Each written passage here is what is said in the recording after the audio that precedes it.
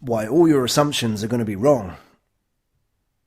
If you're in business, one thing you've got to get used to is change. And one of the key factors of change is that everything you assume about your business is going to be wrong. It's going to turn out very different to how you imagined it. People are going to buy it in a different way. The product's going to look different. You're going to have to change it many, many times. So this is core to the process. It's not a bad thing. It's about building a business around the idea that assumptions are going to be wrong. It's called failure. So I want to start by referring back to the book 7 Day Startup by Dan Norris and talk about why assumptions are going to be wrong and what we can do about it. So if you remember, our number one goal and only goal is to find a paying customer. Until you have that paying customer, don't assume anything. So let's say you did some very casual research and you talked to people. It could have been in the pub, it could have been at work, it could have been around the water cooler. And somebody said that the product was great or your idea was great. Well, if you assume you can build a business around that, you're going to be wrong.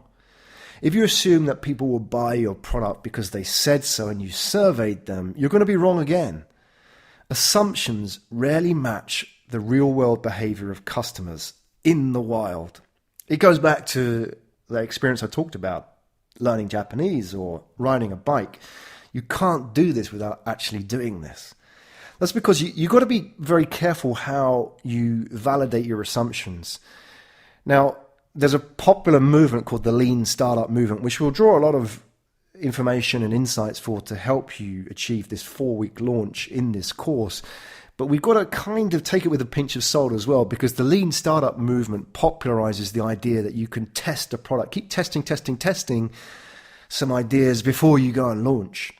So the problem with this approach is that if you keep testing an idea or a product without people able to buy that product, a lot of the data that you're getting feedback on is often invalid. Now, Dan Norris says that it works if your validation is an obvious yes-no decision. But too many entrepreneurs get this part wrong. For example, if you get people signing up to an email newsletter, that is not a yes-no decision about your product. That is not an indication that people will buy your product or service.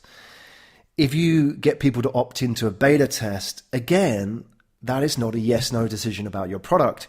And especially if people say, yeah, that's a great idea, that is not a yes-no decision about your product.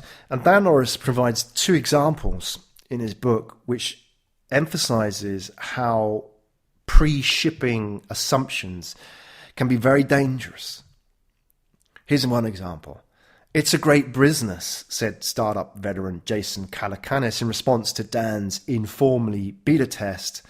But after receiving his login, Jason Calacanis, who said it was a great business, never logged in. Thanks for helping us solve a problem most face every day. Great work, man. I recommend this product to quite a few people.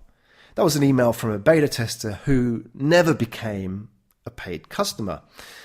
So the reality is, in the wild, the customer is a different animal. Assume nothing. Steve Jobs famously said that people don't know what they want. But Dan Norris adds, and I completely agree with this point, people don't know what they want until they are forced to open up their wallets. That means any kind of testing, any kind of validation, that could be sort of product testing or focus groups or surveys or whatever, it's rarely indicative of what people want unless it involves real product and real money. That's called shipping. So rather than focus on pre-selling and pre-launching and pre-testing, just launch. Don't be the guy who keeps having a conversation about the app you're going to launch. If you're an entrepreneur, launch. Be the guy having a conversation with a paying customer. So the goal of this course is to get you to that point within 4 weeks. Rather than talking about pre-launching and pre-testing and research, the best way to do this is to launch and correct our mistakes as we go on.